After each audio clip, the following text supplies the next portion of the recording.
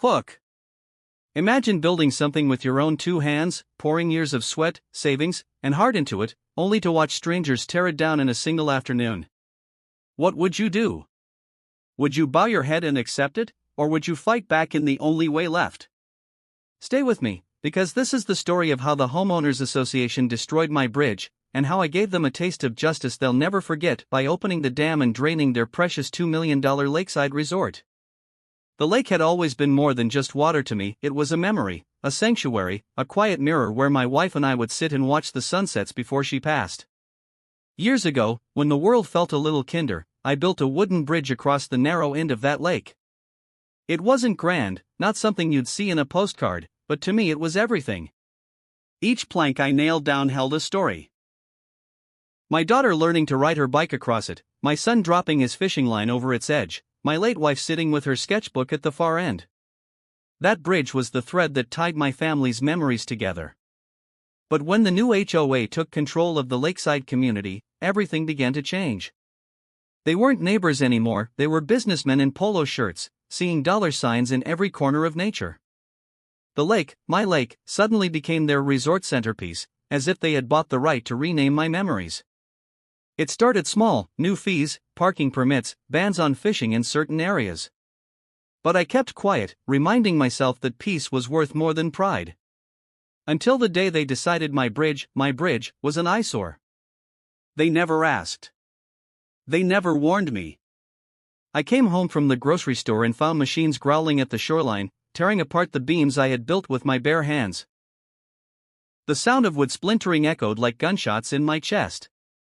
I ran down to them, shouting, begging them to stop. But the workers were just following orders, and the HOA president, a smug man named Carter, folded his arms and smirked. "You didn't file the proper permits," he said coldly, as if memories needed paperwork. "This bridge violates our community standards. Consider this a favor, you won't have to maintain it anymore." I watched them drag away the last pieces, my throat burning, my fists shaking. In that moment, something in me snapped. They hadn't just destroyed wood and nails, they had destroyed years of love, the last thing I had left of my wife, the place my children grew up around. And Carter didn't even look back as he left, tossing me a warning, "Don't try to rebuild, or we'll fine you." Heavily. That night, I sat by the water, staring at the ripples under the moonlight. I thought of every memory stolen, every laugh and tear that bridge had held, and I realized something: they didn't respect me, my land, or my memories. To them, I was just an old man standing in the way of their $1 million dream. But what they didn't know was that beneath that lake, beneath their polished boats and lakeside condos, there was a dam. A dam that I alone controlled. And for the first time in years, I smiled. The HOA thought they owned the lake, but ownership isn't about deeds and papers, it's about history, about the hands that built it. My father had constructed the dam decades ago, a clever system of locks and channels that funneled water into nearby farmlands during dry seasons. After he passed, I inherited both the land and the responsibility. For years, no one cared until the HOA saw the lake as their goldmine. Their resort expanded quickly. A shiny marina for their guests, lakeside cottages renting for thousands a week, flashy parties under string lights. They boasted about their exclusive waterfront community, never once acknowledging that the water wasn't theirs to begin with. They marketed the lake, they sold the lake, they paraded it around like it was their creation. All the while, I sat quietly, watching, waiting.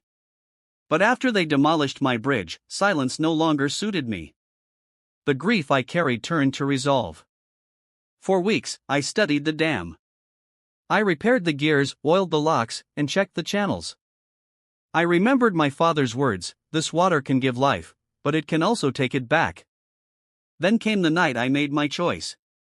The HOA was hosting a grand event at their resort, a summer gala with music, fireworks, and out-of-town investors.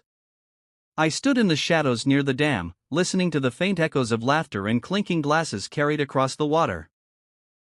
My bridge was gone, but their empire stood tall and smug.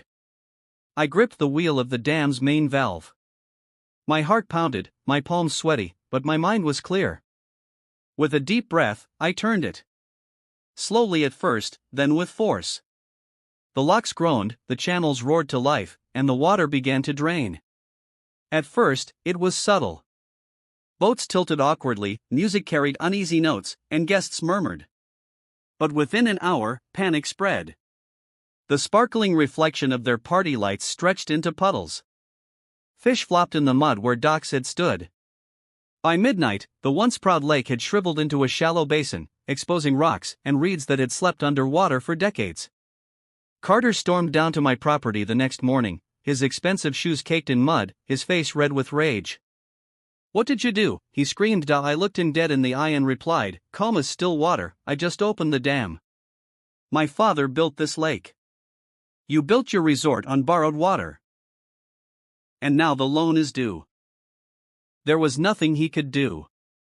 The investors fled, the resort collapsed under lawsuits, and the HOA's stranglehold weakened. Without the lake, their empire turned into an empty shell. And me?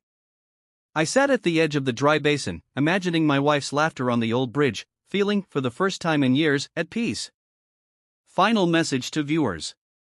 Sometimes in life, we get stepped on.